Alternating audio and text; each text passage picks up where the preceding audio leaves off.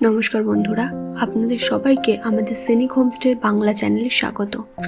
আমরা এখন চলেছি সাংসেরে। সাংসের একটি ছোট্ট পাহাড় এবং জঙ্গলে ঘেরা গ্রাম, যেটি কালিম্পংয়ের থেকে মাত্র 14 কিলোমিটার দূরে অবস্থিত। আপনারা দেখতেই পাচ্ছেন আমরা এখন এগিয়ে চলেছি সেই ছোট্ট গ্রামটির দিকে এবং পেছনে ফেলে এসেছি অসংখ্য সারি সারি গাছপালা।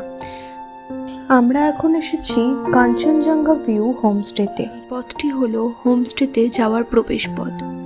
দুদিকে অসংখ্য ফুলের গাছ লাগানো। আমাদেরকে এই কটেজটি দেওয়া হয়েছিল। উপরে রয়েছে 2টি ঘর এবং নিচে রয়েছে আরও 2টি ঘর। দেখুন ফুলের বাগানগুলি কি অপূর্ব লাগছে। আমাদের যে কটেজটি দেওয়া হয়েছে সেই কটেজের ব্যালকনি থেকে পরিষ্কার আকাশে বরফাবৃত কাঞ্চনজঙ্ঘা সুদৃশ্য। এই কটেজটি হলো হোমস্টের মালিকের।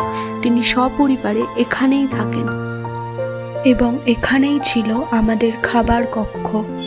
একটু লক্ষ্য করলে দেখতে পাবেন সারা হোমস্টে জুড়ে অসংখ্য ফুল ও ফলের গাছ। এর থেকেই বোঝা যায় হোমস্টের মালিক কতটা যত্নে তার এই বাগানটিকে তৈরি করেছেন এবং নানা রঙের ফুলগুলি যেন এই হোমস্টের সৌন্দর্যটাকে আরও বেশি করে বাড়িয়ে তুলেছে। এবার চলুন দেখা যাক আমাদের ঘরটা।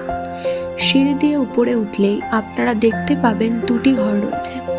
বাইরে ব্যালকনিতে 2টি চেয়ার পাতা আছে। ঘরের ভেতরে রয়েছে 2টি বেড। আপনারা অনায়াসে 3 থেকে 4 জন এখানে থাকতে পারবেন। রুমটি খুব সুন্দর করে গোছানো, বাথরুমটাও খুবই পরিষ্কার।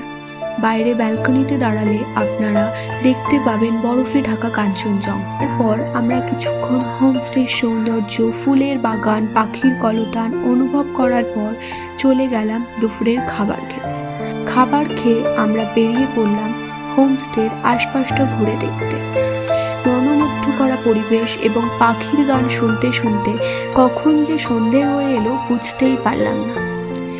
এই যে সোজা রাস্তাটা দেখতে পাচ্ছেন, এটি চলে গেছে আমাদের হোমস্টেতে। দেখুন রাতের আকাশে আমাদের হোমস্টেটাকে কতটা মায়াবী দেখাচ্ছে।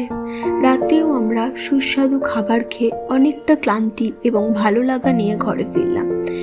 পরের দিন সকালে একরাশ আশা নিয়ে ঘুম থেকে উঠে ব্যালকনিতে দাঁড়ালাম এবং সকালের গরম চা উপভোগ করলাম। মুহূর্তেই মনটা খারাপ হয়ে গেল, কারণ আমাদের যাওয়ার সময় এগিয়ে এসেছে। সকালের খাবার খেয়ে একরাশ মন খারাপ এবং শূন্যতা নিয়ে সাংসেরকে বিদায় জানিয়ে রওনা দিলাম আমাদের অন্য গন্তব্যের উদ্দেশ্যে।